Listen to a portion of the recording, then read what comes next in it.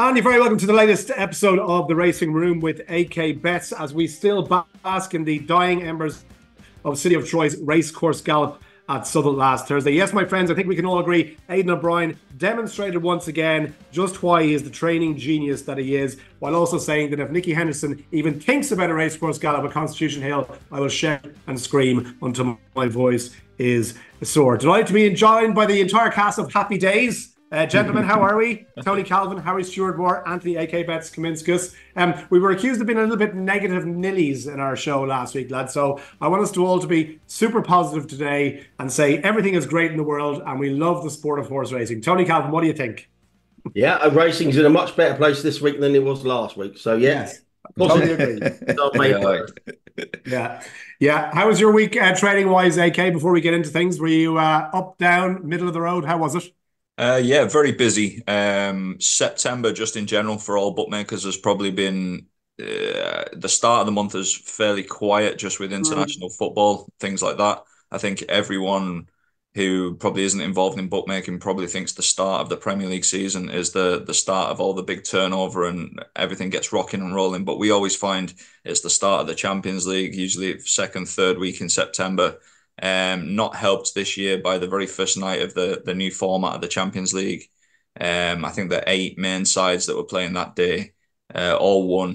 Every single game was over 2.5 goals. Every single game, the favourite covered the spread. It was an absolute bloodbath for us, and I'd imagine bigger operators felt plenty of pain on that day as well. We've just come up out of the weekend. Saturday ended up being really, really good for us. Saturday was our best day of the month so far. And we probably needed it, to be honest with you, because it's been slow for results so far.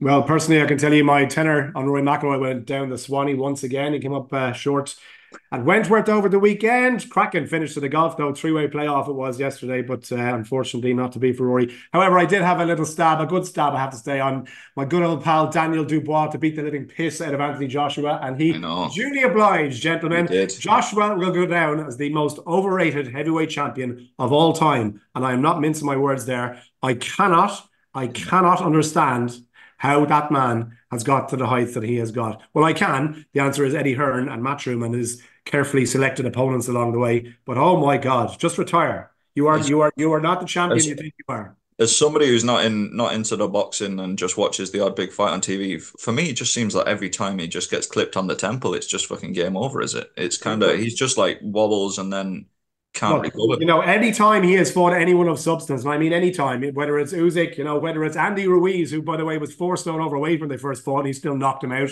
he has come up short. I do not understand his obsession with Andy Joshua. He seems like a lovely fella, seems like a really good guy, give him back, but in terms of boxing ability, he is terrible. Do you think he's a lovely fella? I don't know. I don't give it. I'm trying to understand. His interviews are awful. I'm trying to understand the British love affair with him. I don't get it myself. That's a very Irish take. That Hughes experimenting with balance here, I think. Yeah, no, I don't think love affair. I don't think there's any love affair. I think that's just press and stuff. I think he's not very relatable. I don't think his interviews after fights when he gets beat are fairly embarrassing. Yeah, I'm sure he'll look at these 9 figures on his bank account and all your criticism. Yeah, there you go. Just do us all a favour, Anthony, and retire. You've got the money. You don't need to box on. And Christ, I mean, there's nothing else to be done from it. Right. Okay, gentlemen, let's get stuck into the show if we can. I mentioned last week, TC, you're going to have to bear with me here because I've just actually deleted the topics in front of me, so I'm just going to have to bear with me. Why do I do this? 1 second. Yeah. Here we go. Right. Yeah, okay, right, TC. Let's get stuck in. I mentioned at the top of the show, City of Troy's racecourse gallop. Were you suitably impressed by what he did at Southall? There seemed to be a huge amount of interest, to be fair, for a very low-key kind of formulaic piece of work out there, but he's all systems go now for the Breeders' Cup. How do you feel about it? I think everyone was getting ready to take the piss here, wasn't they? But Sky Sports Racing literally, from about midday onwards, built up to the 3:30 gallop. I mean, it was amazing, really, because like you said, it was like a steady piece of work with 4 much inferior stablemates, and it pretty much went to plan. Nobody knew anything different afterwards. Nobody knew anything it was just like you said, it was a very routine piece of work, but the amount of kind of like interest in it was staggering. Not just the TV companies, but they had 1,400 pre-registered to go to Southall free of charge. I think only 700 turned up, but even so, that was 700 more than I would expect to go there to see that. So yeah, it was just a very good piece of PR work about a horse that they think is gonna gain them the Breeders' Cup Classic win, which has eluded them with some of their former greats. So yeah, it was amazing, really. Like I said, I was probably lined up to take the piss like most people, but hats off. It seemed to have worked as a PR exercise. It was very, very good. But the one sting in the tail is for all this is that City of Troy is gonna run in the Breeders' Cup Classic, all being well. But Breeders' Cup Classic this year and the Breeders' Cup in its entirety will not be broadcast live on ITV. So that is a sting in the tail for the sport. Was it a rights issue? I think they've got something else going on in that slot, which normally Albert probably or something. Yeah. It's but it was reruns of Alf Wiedersehen Pet. So every cloud. That's all right then. That would be. It's such a weird one. Like it's probably the same as Tony myself. It's probably quite encouraging for racing that so many people are interested in this, because I couldn't think of anything worse to go and do with an afternoon, to be honest with you. But fair play. If it's two fingers to you and your racing is doomed mantra that you started on last week, AK. F you, AK, and take that. Some people were kind of like pushing it a bit. They were just saying, it just goes to show that racing can survive without betting and the like. You can go because you love it. Yeah, okay. 4-hour build up and 1,400 people. Best of luck.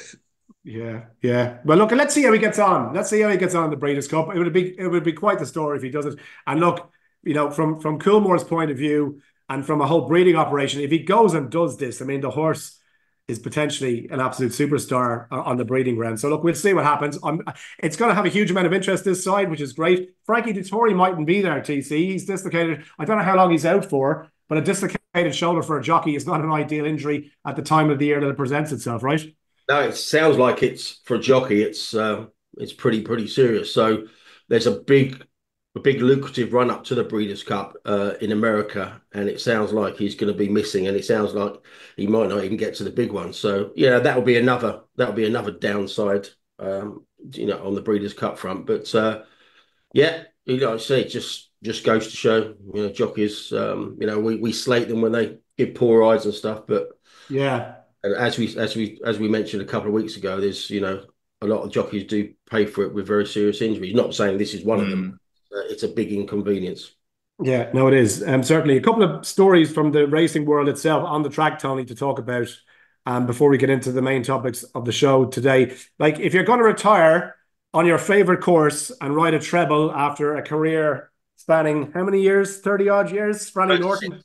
Wow. I mean, that's Franny Norton. Not every sports person, by the way, gets to go out on their own terms and gets to go out in a kind of blaze of glory. This definitely was that for Franny Norton, and what a way to finish up a career. Yeah. So-called King of Chester goes out with a treble on the day. Very, very likable guy. I've met him a few times. Seems to be. I don't know him. He seems to be. Yeah, he's quite a combative character, and but yeah, I've met him a few times out in Liverpool and Chester and the like, and yeah, he's a character, all right. Yeah, so he was one retirement. We had another retirement on the track, horse-wise, Not So Sleepy, a favourite horse of mine. You used to put him up all the time. I never used to understand why. I had a look before he came on the show. I always used to put him up in the champion hurdle without the favourite each way. Yeah, like hundreds or something. And he finished fifth, one out of the 3 years running from 21 to... And how many paces were they playing? 3?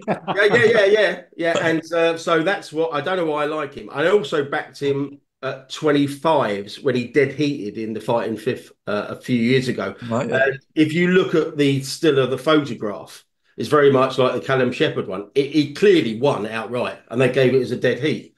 Newcastle. He was in the snow that day. Yeah, so he's one of my favourite. He went out as a 12-year-old winning at Newbury on his favoured heavy ground on Saturday. So that was a good one. What else do we have? We had. Can you throw him into the Anthony Joshua Goshen. Like, you know, again, he's an okay horse. He won 2 Fighting Fifths, but the public seemed to really take him to heart, TC. I don't know why Not So Sleepy is such a big I favourite with think the public, but like, we'll he come on is. to we'll come on to it. We'll come on to it maybe when we talk about why we love racing at betting. It's because punters just love a hard luck story, don't they? And they love a cliff horse, don't they? And he was in many ways that, even though he had a fair winning record. But yeah, other than that, it was a very, very quiet weekend of racing. Carl Burke had a 1, 2, 3 in the Air Gold Cup, which is some going, and Alpha Kalenic completed a 6-timer in the Air Silver Cup. But other than that, it was a weekend not to remember really for me. Yes, very, very quiet. We're waiting for the national hunt season to kick in, right? Certainly in Ireland we are.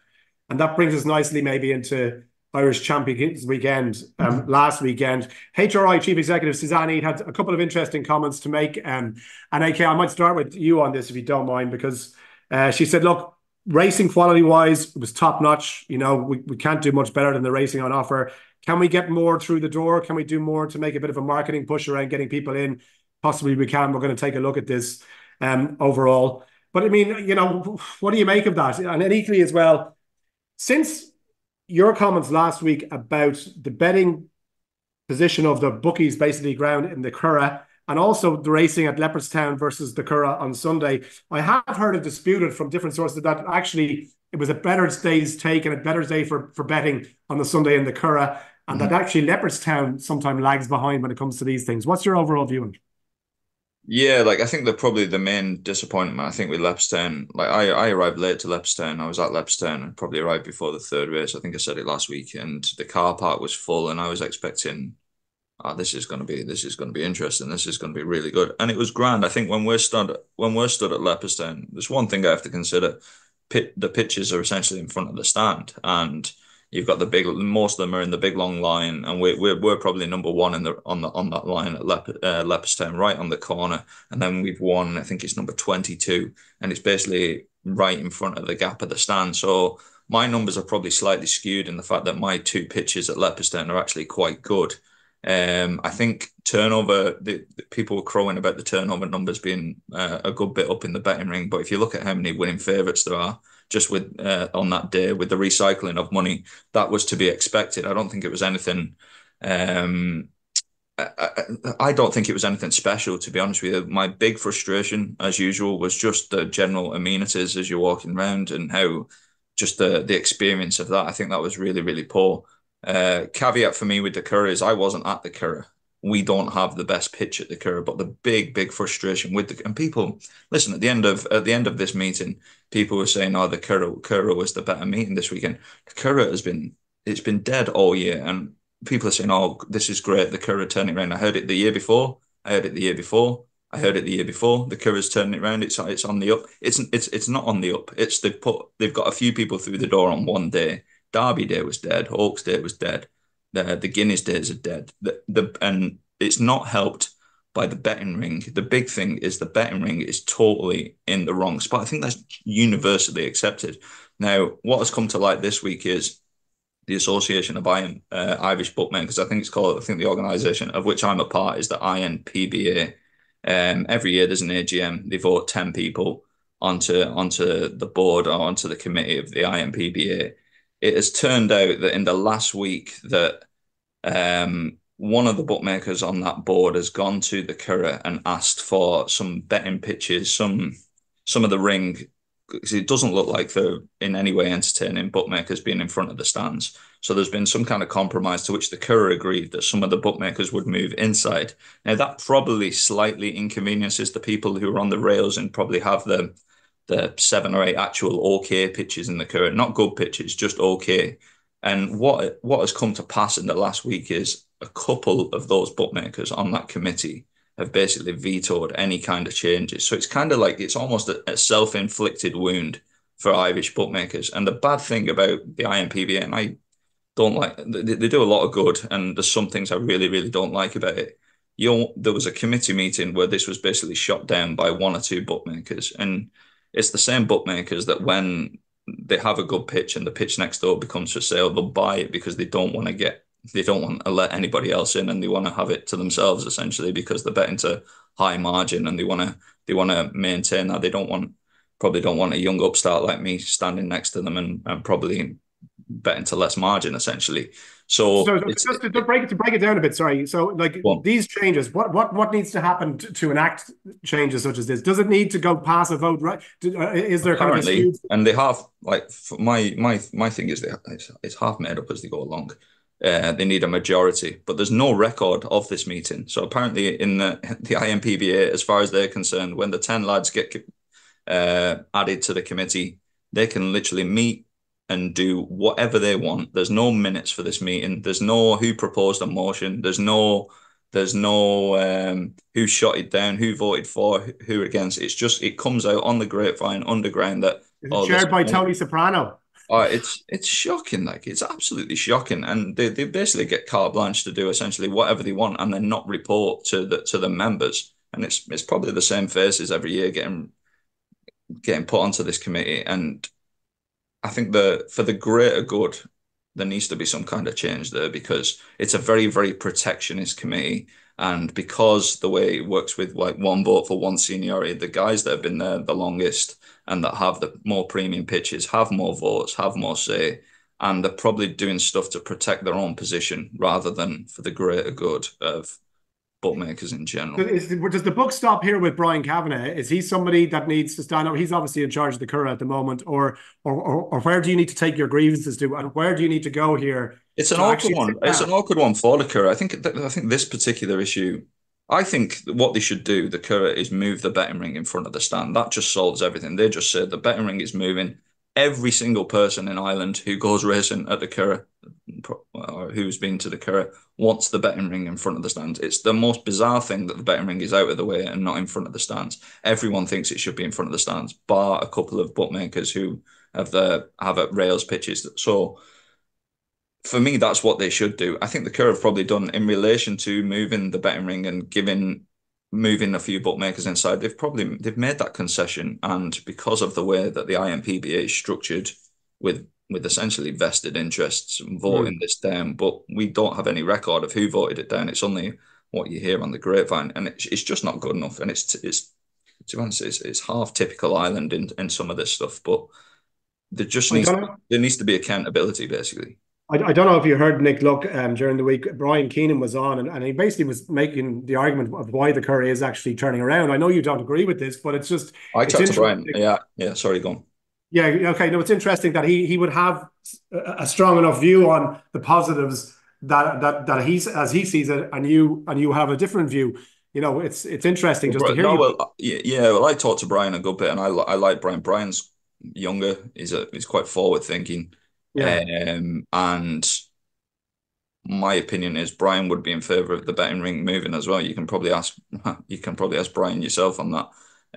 I don't think it would be Brian blocking these moves. Okay. It's probably others. Brian's opinion would be, and it's like, I'm not into the politics. I'm not into the political game. If I think something's garbage, I say it's garbage. And sometimes I'm right, sometimes I'm wrong. I think the Curragh probably doesn't do enough getting people in on the days where we're not talking about the big days racing. I think it's probably, I wasn't there. If there was a lot of people there and they had a good time, I think that's brilliant. I really, really hope it needs to be more reflective of the other 16 fixtures they host throughout the year, not just that one day. But that might be a positive if people are going away from that Sunday with a good experience. But I think that it comes down to the betting ring for me, and that's where my interest is. And everybody, bar a couple of rails bookmakers, wants the betting ring in front of the stands. And I think that has to hold weight if you want to improve the experience on the track. Just as regards to, before we move on, TC, you know, Suzanne Eads' comments that, you know, racing is great, but we need to get more crowds in. I think you could spend all the money you want on a marketing budget around Dublin, or national radio, television. Leopardstown is on, it's Champions Weekend. I think there's a very finite audience for flat racing in Ireland that have an interest enough to go and turn out to a day like this. I think they have most of those people already. And I don't think you're going to get a huge amount more by virtue of spending more on marketing. That's just my view. You look at, you know, the Dublin Racing Festival, you know, in February, the crowds are out the door. You can't move. Christmas is the same. We are a national hunt racing audience in Ireland. and the flat has a limited appeal. That's just my take on it. Yeah, but like the numbers speak for themselves. Over the Irish Champions weekend, there were less than 19,000 people attending. Just the Doncaster St Leger card on the Saturday, and it wasn't a great classic card. That got 23,000. So a Doncaster one day at Doncaster beat the 2 days in Ireland by 4,000. So that tells you what they're up against. Yeah, I just think as well. Sorry to bore here, but I think food and drink would get people in. And like, I just think about what I do with my family at a weekend, and we basically go to a park where there's 50 food stalls, independent food people serving unbelievable varieties of food, and there's queues of 2 or 3 people because there's that many stalls. Like, why aren't independent food retailers like you see in public parks over here at weekends, just like stacking the place out? And I and other people shouldn't be going to like a meeting like Leopardstown and just going, I can't get a burger that I probably won't even enjoy. But sorry for the insistent doom here. No, it does. No, I don't want to queue 20 minutes for it, like, as well. But you make sense. You go to a festival, you go to Dunleary, for example, in Dublin, which is on the coastline of Dublin here. You go down there on a Sunday, and there's a market that stretches from the People's Park all the way up along the coast, right, up to where the main street almost hits the Dart station there, and you can buy any types of about 50 to 60 different types of food, and every one of them has custom. So, as you say, a bit of creative thinking, a bit outside the box here. Open your doors, get people in, and try and change the experience for racing fans, and maybe you might get more people through the door. Right, in terms of the black market, and we've touched on this briefly, over the last couple of weeks here. There's a couple of different reports suggesting perhaps that maybe the claim of the black market, or the problem that is the black market gambling, is overstated. But the BHA obviously think it's serious enough, AK, to call on the government to kind of investigate what's going on and consider what's happening in regard to the amount of people that are turning to the black market to put on bets here. Where do you think the threat lies? Is it somewhere in the middle, probably? It's essentially, it comes down to the barriers. Is it over-regulation? It's probably too much regulation. It's too much tape for people in the legal market to be able to. We've discussed it at length various times. Like, I've seen the report there this week from whatever they're called, the BGC, the British Gaming Council, or whatever they're called, and they're saying the black market is, I don't know if it was an estimate, I assume it's an estimate of 4.3 billion a year is being lost. For me, I've talked about this subject for years, and it's building up into a crescendo. I think it's bigger. Would be my stab in the dark. I think it's much bigger than 4.3 billion. I also don't know how you even attempt to go about measuring that. If somebody said to me, here's 50 grand, go and do me a report, or whatever a report costs. Go and do me a report on the size of the black market. Like, how the hell can you even comprehend? I think you're probably looking at money lost from the system, but there's a variety of ways that can happen. But I don't even know. You probably need to understand the operators in the space and what they're turning over, and it's a lot. It's a lot. Yeah, Harry, you're kind of nodding on an agreement here. Well, thing to quantify. It's really hard to quantify. I read the report yesterday for Frontier Economics. The figure they come up with is 2.7 billion from online gambling, and they use some kind of model to extrapolate that to 4.3 billion altogether a year. It doesn't really matter in a way what it is today. It's about where the black market is going if regulation carries on in the way it is. But the one thing I would say about all this is, if you want people to stop going to the black market, it is a creation of the operators and regulation, because there needs to be more of an obvious distinction in the service you get from licensed operators and black market operators. If you're betting with people who are offshore, who aren't going to pay out, and are going to make your life as difficult as possible if they are going to pay out, frankly, to a lot of consumers, what's the difference between a white market operator and a black market operator? So there are all sorts of things that need to change in order for the black market to be got under some kind of control. And the other thing I'd say about this is that the interesting element of it is how much of the black market appears to be young people, which isn't hugely surprising given their sort of superior technological know-how, but also high rollers.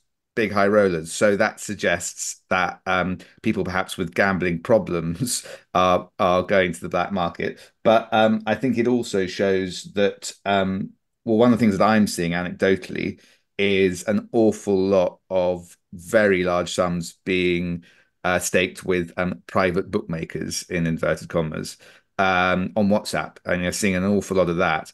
And the real I which is generally speaking a very bad idea for obvious reasons. But the really silly thing to do, which some people are doing, is taking credit from people on WhatsApp. And when you're dealing with people who can't enforce loans through the courts, they tend to find other ways to try and enforce those loans. So, if anyone is tempted ever to use the black market, which they shouldn't be, obviously, but for God's sake, don't ever take credit. Yeah, but whatever about your leg to stand on, in a dispute against a licensed bookmaker, your leg to stand on when you're dealing with the black market is pretty much non-existent, and you're onto really dodgy territory there. Yeah. It's the numbers they're just pie in the ice stuff, aren't they? Pie in the sky stuff. It's where do they get that figure from? It could well be a lot less than the 4.3, and as Andy said, it could be a lot more. So you're just dealing in mythical figures here. But it's 6,000 people they spoke to, and I've no idea what kind of a sample size. I think that my approach to, if I was trying to measure it, I'd be looking at the areas where these people, the bookmakers, they're looking at it mainly seems to be they've looked at it from a consumer point of view and spoke to consumers. That's probably not how you measure it the most accurately. I'd imagine you're trying to measure it by looking at the growth as best you can of some of the bookies that are operating from abroad and taking bets. I think in fairness to them, that is how they did the extrapolation from 2.7 to 4.3, is they tried to do it on the basis of of information from operators. But it's funded by people who don't want regulation. Anti-gambling statistics are funded by people who do want more regulation. It's the whole thing is I think when it comes to black market, you just got to use your common sense. It is obvious that people are going to start turning to these quite sophisticated operators who, in many ways, mirror white market. More sophisticated, genuinely more sophisticated, because they have more money sloshing around because they're not paying tax and they're not paying product fees, and genuinely to hark back onto all that.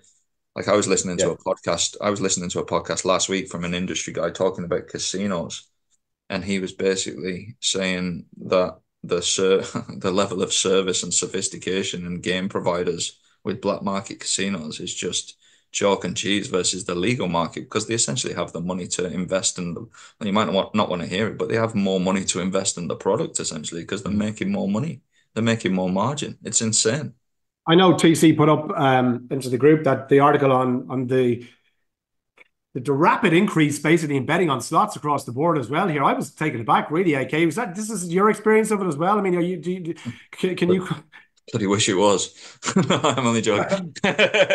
No, we're probably slightly different here, to be honest with you, because we're essentially a sports book. And if I wanted to optimize my business to the absolute nth degree, we'd be pushing probably casino a lot harder than we are. And it's not something we do really. We have it there and it sits there from a product perspective. But I think the bigger operators in the space are probably doing quite well out of it. I think also the numbers sound big, like we're talking about the recent report saying 10 billion in the last 5 years. But if you break that down to, if you want to be slightly obtuse about it and break it down to spend per day by a citizen of the UK, it's about 0.15p per day per citizen. The 10 billion number sounds sexy, but in reality, across the whole population, is not so much. Yeah, I know, Harry. You read it, didn't you? What were your... I mean, this is a report from Jimmy Justice, who's been doing a lot of work for a long time on bookmaking and sort of consumer experience.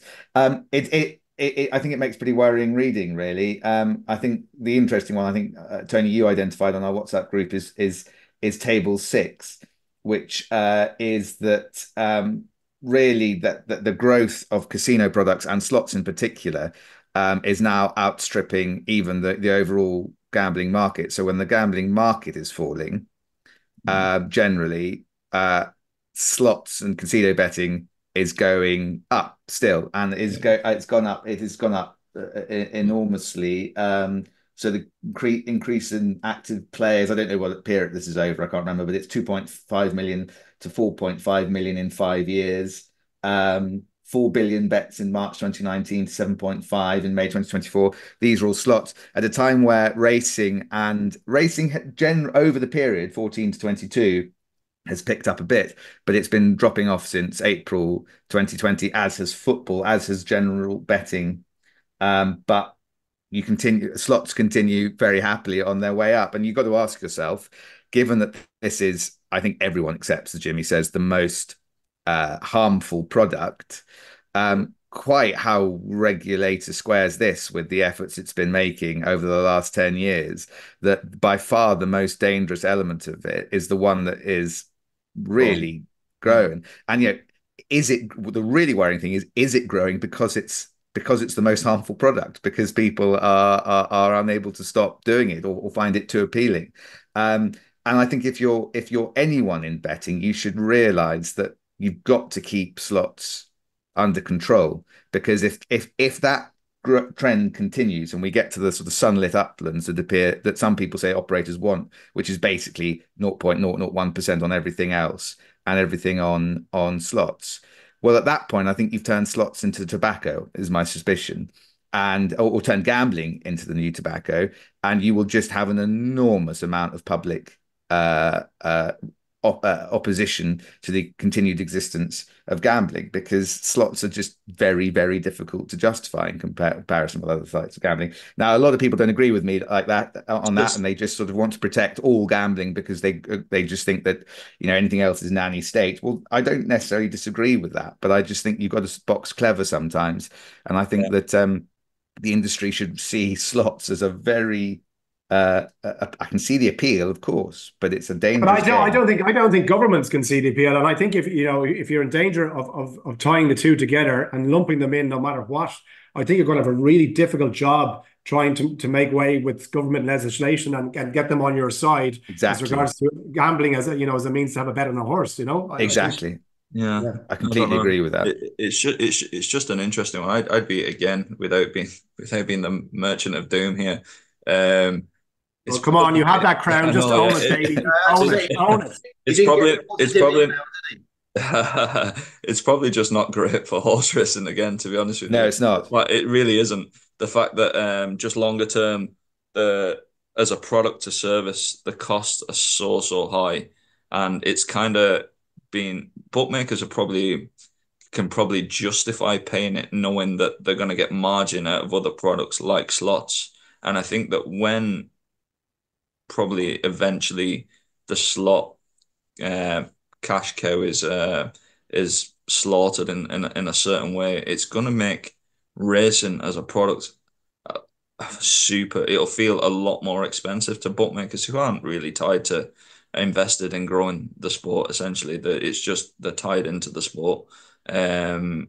I think it's really worrying for horse. It's interesting though. It's not just horse racing. Football betting has been going down since April 20, according to this chart. Not massively, but it just shows you that that left uncontrolled, this is going in one direction, which is ultimately slots will just take over. Yeah, we can talk about slots as well. And listen, I don't play slots. I don't play casino.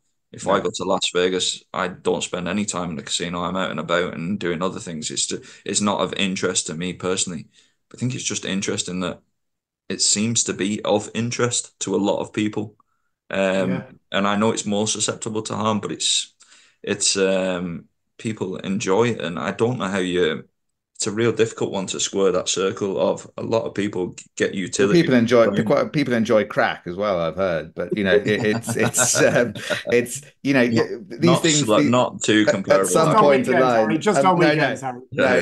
But my point is that at some point the dam breaks. It wasn't very long. I remember as a kid, aeroplanes, people smoking, adults smoking on the next to you in aeroplanes. Imagine thinking of that now. In London, you barely even see someone with a cigarette.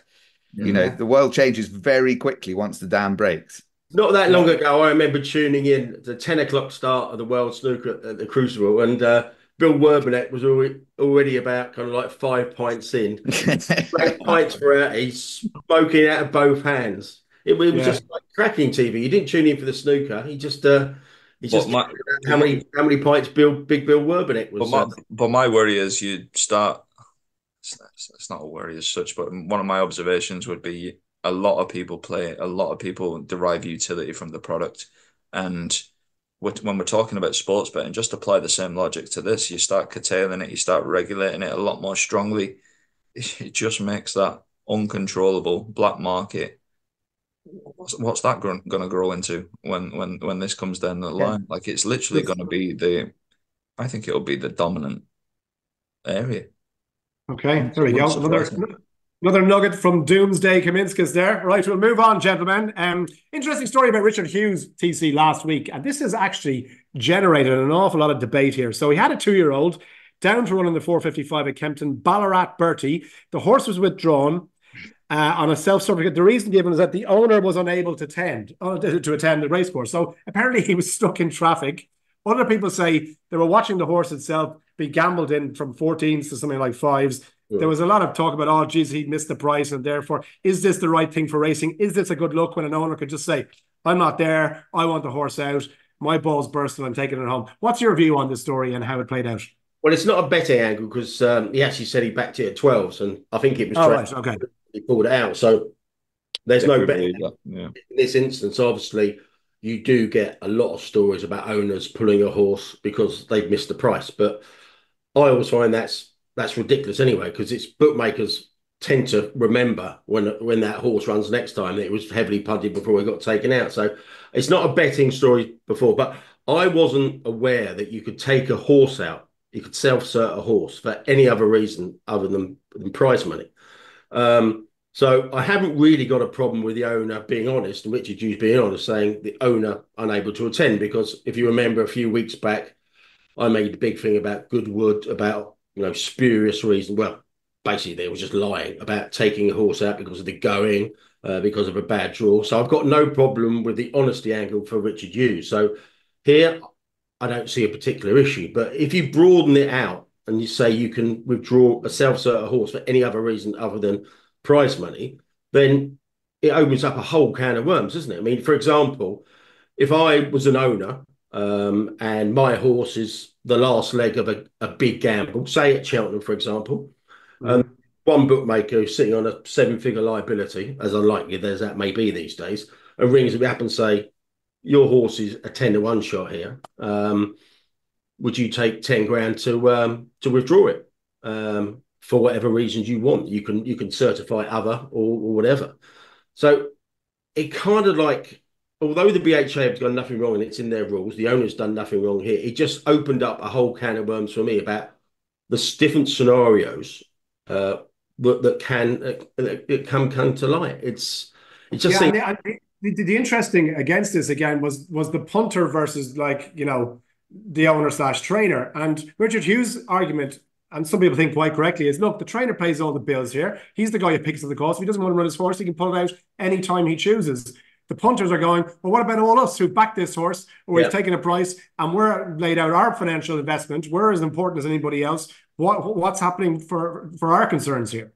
It's clearly has massive ramifications for punters. If you back that horse at 12s, you're sitting on a very good position at 3s. You might even have traded out for a profit either way.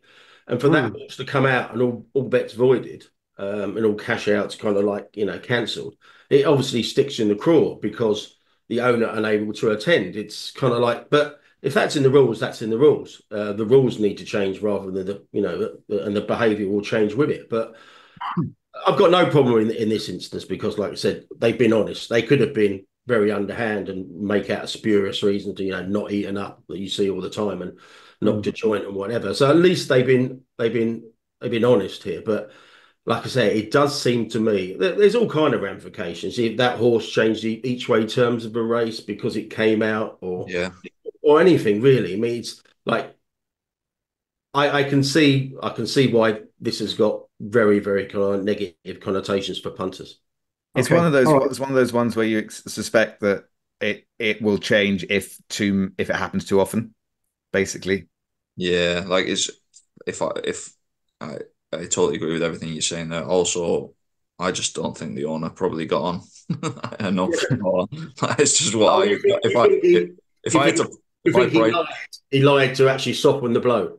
Yeah, well, he might have. I think technically, you might class it as a white lie, maybe. Like, if I imagine, he got something on and probably didn't get enough on.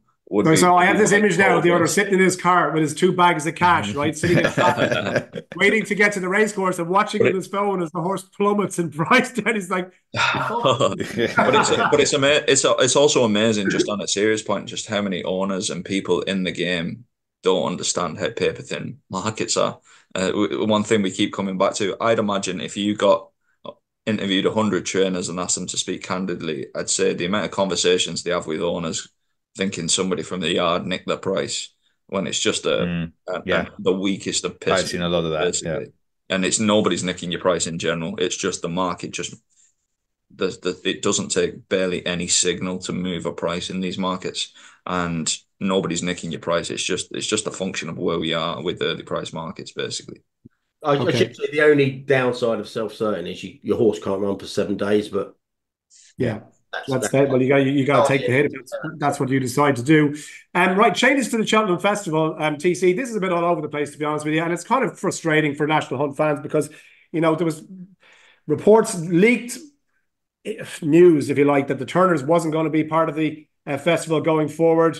And now there's talk that perhaps the cross country is going to change from a conditions race to a handicap race. I know Eddie O'Leary has come out since and said that if that was the case when Tiger Rowe was running around, he never would have made it to entry for the Grand National, and we would never have had the genius that was Tiger Rowe in a Grand National, because he needed those conditions races in the cross country to make him who he was. And first of all, the Turners, do you think, in terms of it being taken off the table, can you see why they've made this decision? Does it tally up with you? Yeah, I think kind of like in the round, it's probably a positive.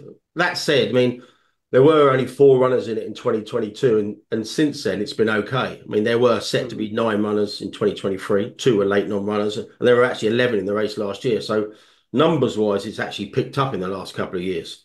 But yeah, it's been turned into a handicap. So yeah, I think that's probably a decent move. Basically, they're trying to bolster up the Arkle numbers and the 3 mile numbers as well. So I think that probably works out.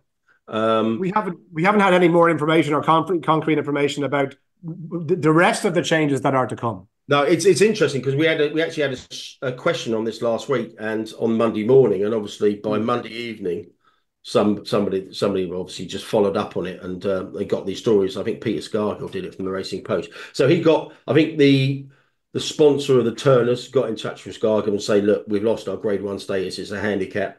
Whether or not they're happy about that, I don't know. Yeah, and obviously the cross country's gone to a handicap. I think that was widely expected, even though the likes of, like I said, Eddie O'Leary just saying, Tiger Roll wouldn't have run in the race. And he also made another very good point, TC, which I agree with. If you look at, when it was a handicap before, it was an absolute donkey derby of a race. And some of the winners that have come from the cross country over there, whether or not you like it, Tiger Roll, Delta Work, it does give, in Eddie O'Leary's words, it does give some really superstar, seasoned, experienced chasers a chance to kind of finish off their career in a slower run race, if you like, and still have them in the fight. I'm not so sure turning this into a handicap is a good idea. It's basically to increase the betting turnover, isn't it? Just you'd rather have a 20-run handicap there rather than a an even money shot Tiger Roll winning, even though that's got a lot of public appeal as well, isn't it? So yeah, I imagine like I said, I thought Cheltenham would have come out and actually announced all the rest of the changes, because we are told there are plenty more to come.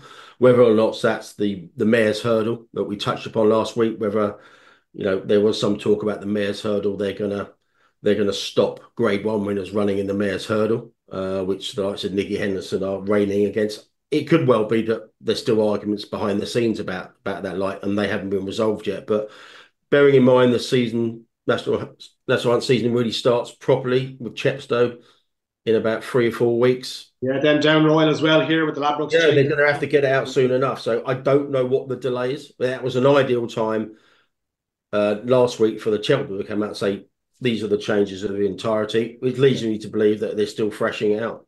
Come on, Gordon. Come on, Gordon. Rip that bag open. Go on, yeah. Go ahead, AK.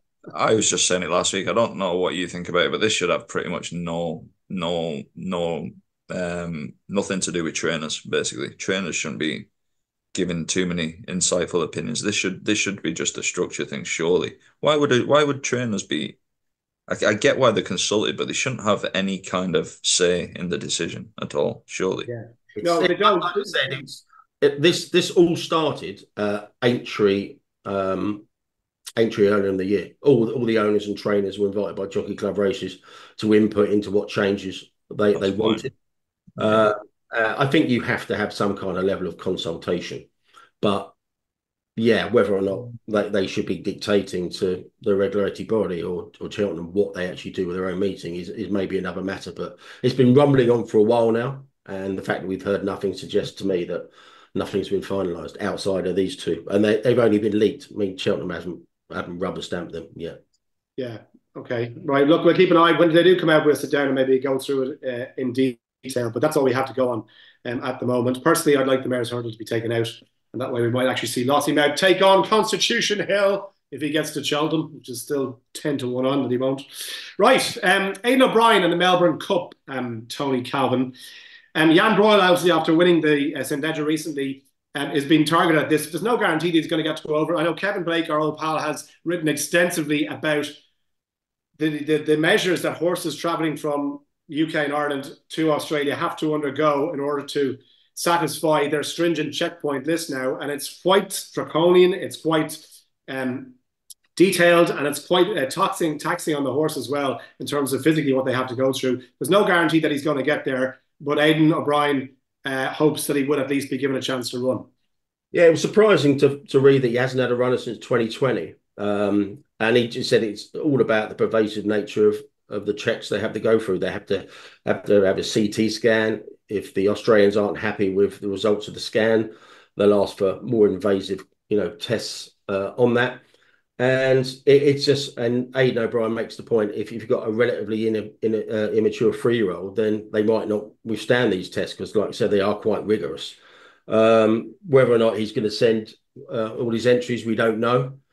But what we do know is they're unhappy with the process there. But it's understandable because Australia had a real PR problem with that because I think they had fatalities, 5 years running. So they had to be seen to doing something, and that's when they brought in these kind of the scans and scans upon scans, etc. I think it's a syntology test, which is pretty much kind of injecting dye around and like you do. It's quite invasive. It's quite invasive when you have an MRI scan and stuff like that. I know about that. I quite like the fact when you get the old injection into your whole body turns warm. Yeah. Feel positive. Yeah. Old cold-hearted Calvin gets a little taste of what the rest of us mere mortals feel like at Christmas time. Yeah, not quite Harry's crack cocaine, but it's a nice feeling. But yeah, it's like I said, that's going to run and run, but the Australians don't care what the Europeans think. They have to do what. AK, here's one you can put up. Get your traders to price up a Hugh Carroll double special and an on the boat double, right? Vauban to win the Melbourne Cup and City of Troy to win the Breeders' Cup Classic. Price those up. That's my tip for your listeners if they want to sign up. We'll stick that on there. We'll stick that on the on the boat special. There you go. Vauban to win the Melbourne Cup, which I think he will absolutely, and City of Troy to win. And Rory McIlroy to win. we'll leave McIlroy out of this. Right. What's the situation with Channel 4's advertising policy? The last time I heard anybody speak about this, it was the wonderfully clever Nadine Dorries when she was confusing Channel 4 for the BBC licence fee, which was hilarious viewing at the time. Has anybody else made something similar here in terms of what Channel 4 should and should not be allowed to advertise about, gambling being the obvious one here? Yeah, it's They could have got on the ear of Keir Starmer at Doncaster about this one because it's a Labour MP actually, Leeds Labour MP actually saying Channel 4 should be banning all forms of gambling advertising, not just in a certain slot, but in its entirety. So it's quite a bizarre one, isn't it? Why singling out Channel 4? I don't know. But Yeah, he's not on the page of Keir Starmer if Keir Starmer's in Racing's corner. But yeah, it's just a quite bizarre one, wasn't it? They should He's really he's grandstanding for the Labour conference, which is coming up. So he's he's a backbencher, as I understand it. I can't remember his name, and he's just grandstanding. And I suspect he'll be at all the gambling with lives tents or stalls, whatever they call them at these conferences. The Labour conference, they've got some anti-gambling stalls there, haven't they? Yeah, they have. Yeah. Well, they take a lot of money from, it appears, from both sides of the fence, the Labour Party, gambling and the antis. And so, yeah, let's not get back into Keir Starmer, but another reason why it's any sign you can get from the government in support is not a bad thing. Yeah, well, you would have thought that, after Dory's spectacularly bad attempt to take on Channel 4 when the last time, they'd all just leave Channel 4 well enough alone. I don't understand why. The clothing allowance doesn't extend here. All we've been promised is... Well, there's clothing allowances, there's Taylor Swift tickets, there's all sorts of stuff going on with Labour. We haven't even got the Swift hoodie. Yeah. Oh, yeah. Even they haven't arrived. Although he did pay for my glasses, Tony. What about yours? No. Don't. We're talking about that was the bizarre one. It was about $3,000 worth of glasses he got. I don't know what he's getting. He's not going to Classes Direct, is he? No. I think this Labour MP anyways has proved that dunces aren't confined to one political party anyway. So no. Anyway, right. A few questions to get through as TC outlined earlier on. We have 4 for the show this week. Thanks so much to anyone who replied. Chris Fawcett says, do you think betting operators and the Betting and Gaming Council have been too weak in not going after the anti-gambling lobby and agreeing to more and more regulations that would ultimately kill the licensed industry? Do you think they need to be a bit more aggressive in your defence? Do you know what you just said there, You said the anti-gobbling lobby. Jeez, that was a bit I wouldn't have had you in the anti-gobbling lobby. No, I'm definitely not anti-gobbling. Jesus, my whole career would be over if I was anti-gobbling. Yeah, come on, you can take this though. Anti-gambling for what it is, as opposed to gobbling. AK, have you a strong view this should be more aggressive in your defence, do you think? I love front foot aggression, to be honest with you. Yeah, I'd be very front foot aggressive. I'd have fact checking websites that every single misstep that these people speak of and every lie told is recorded and like a fact checker sort of thing. Yeah, I'd be absolutely all over them. I'd be following them around and correcting every single lie, essentially. Yeah. There's a lot of work though. A lot of work. It would be a lot of work. Yeah, that would be the problem. Yeah. 20 full-time jobs correcting those lies. Okay. Colonel Braxton says, thoughts on the betting professor putting up 21 tips in a day. This is the betting professor from Odds Checker, I take it. 21 tips in a day. I think of those 21, 5 came good. But we're talking about the perception of gambling and problem gamblers. Anyone who puts up 21 tips in a day and expects somebody reading to follow them over the cliff is absolutely out of their bloody minds, are they not? Yeah. I think you actually put up 46. Oh, sorry. The professor, sorry, put up 40. Yeah, but that's just for me, and I know what I'm getting into. No. There's some speculation that you are indeed the punting professor. Is that true, AK? You want to address these rumors? Oh, me? Oh, yeah. That's some random egg account on Twitter was saying it was me for sure. I think because your man was wearing a black hoodie and some. Yeah, no, I'm not. Unfortunately, it's me paying Odds Checker. I'm afraid, not the other way around. Yeah, no, I think what to say about this is I'd say that he's whatever somebody said he put 46 tips or something on Saturday. I think as a distinction point of view, I'd be saying that can you have 46 good bets in a day? You definitely can.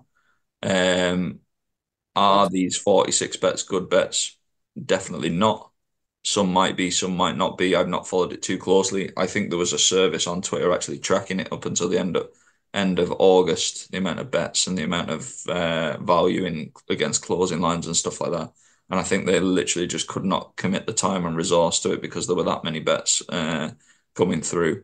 But then who's following it? That's what I don't understand. Well, this is it. I don't think anyone probably is. I think in general, it's just too many. But it'd be a full-time job and more following this. It's just not. And then to lose, you And wouldn't do then it 2 weeks yeah, and running, would then you? but I think also just to try and get advised prices as well. If the guy was any good, I Yeah. think, like it's just not. It's a weird road to go down, and I think reality will probably bite eventually. Just that not many people are that interested in. I don't think that many people are interested in placing 50 bets a day. Just anyway, I Well, think actually, people running a want to have profit a and couple of loss on the bets. betting. Right, the profit and loss in the betting professor after 3 weeks is about 438 points in negative. Like, I mean, you can't. How can you keep putting up? I mean, that's a ridiculous amount of bets to have in one You week. know, yeah, if that is true, and I don't know because I'm not tracking it, but you'd imagine it won't have long left. Um, This is so the yeah. greatest case of who is it since the Stig? Who is the betting professor? Who is the betting professor? Who is the Stig? Yeah, don't I'll know. try and find out.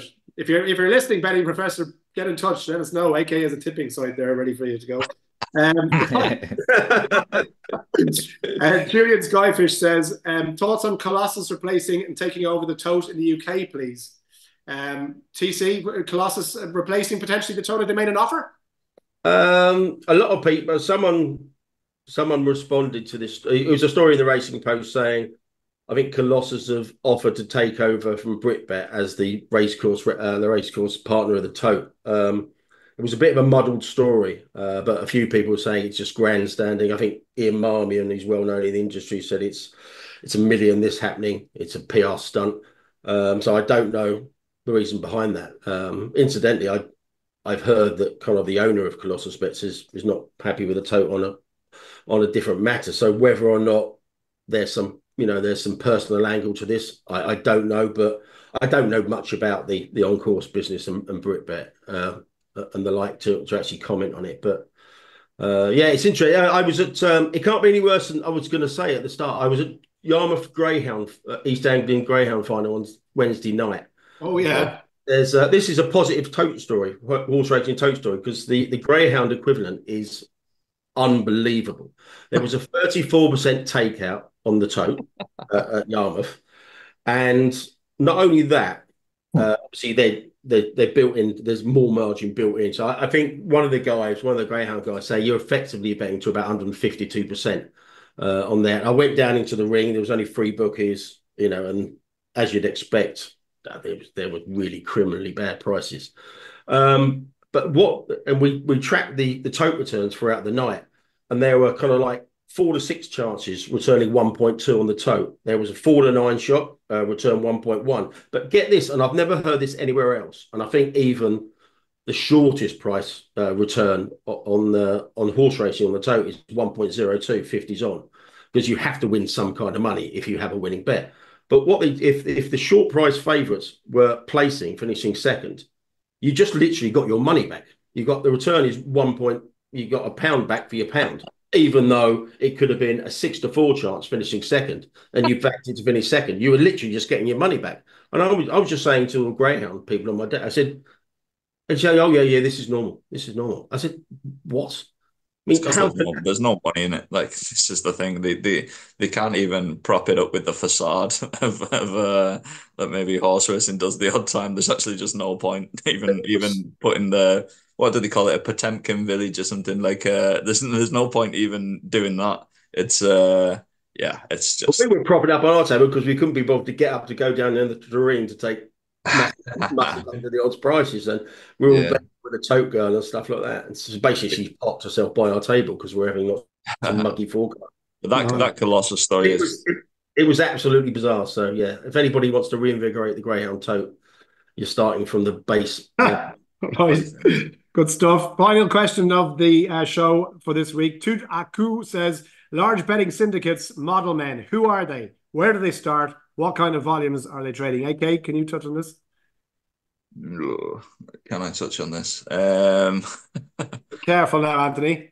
Yeah, no, it's obviously Well, fascinating. Professor, tell us. It's so I think it's fascinating. There's so much about it that I don't know, so it's kind of like I can probably guess, but there's probably no point me publicly guessing and getting it too wrong. I try and have some kind of certainty in my thoughts when I'm speaking, even if I might be wrong the odd time.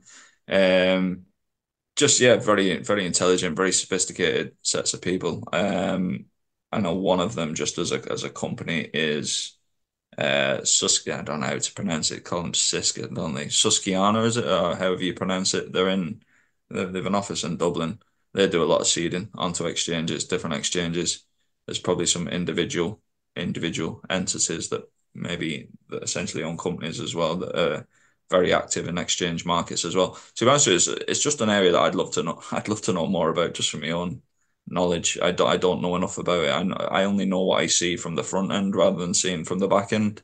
And I think I can probably see what's happening at different times in markets and things like that, and when people are getting involved and when people are removing from markets. But the actual nuts and bolts of what the inside of these syndicates look like, I probably don't know, but I can only speculate from what I see from the outside, what everybody else can see, but interpret in my own way, essentially.